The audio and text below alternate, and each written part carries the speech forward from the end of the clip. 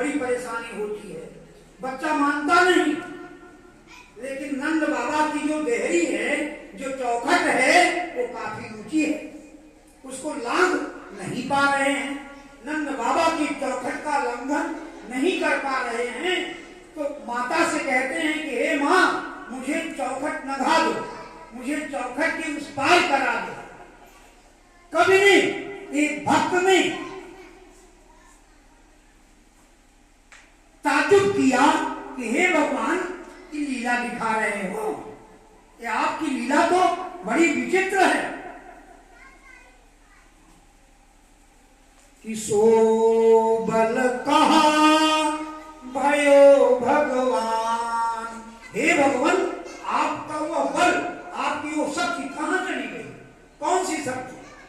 कि यही बल मीन रूप जल छायो,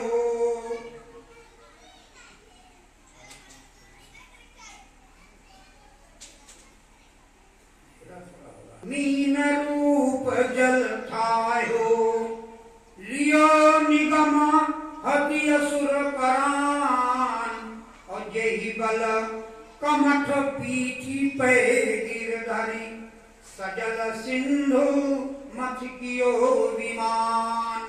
हे भगवान, जिस बल से आपने समुद्र मंथन किया था,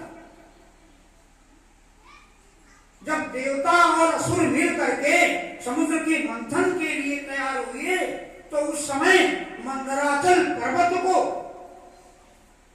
मथानी बनाई गई और वासुकी नाग को रस्सी उस पर्वत में लपेट करके मथानी का रूप दिया गया। लेकिन जब मंथन प्रारंभ हुआ तो मंदराचल पर्वत समुद्र में डूबने लगा।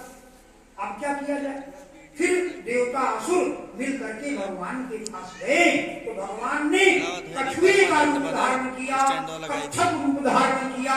कछुए की पीठ बहुत कठोर होती है और उस पीठ पर भगवान ने मंदराचल पर्वत को धारण किया था, तब जाकर के समुद्र का मंथन हुआ। आज कवि कह रहा है कि वह बल आपका कहां चला गया जिससे आपने समुद्र का मंथन किया, और जिस बल से आपने हिरण्यकश्यप के भाई हिरण्याक्ष द्वारा जब पृथ्वी का अपहरण किया गया था और ले जाकर के समुद्र में छिपा दिया था, तब आपने वाराह, वाराह माने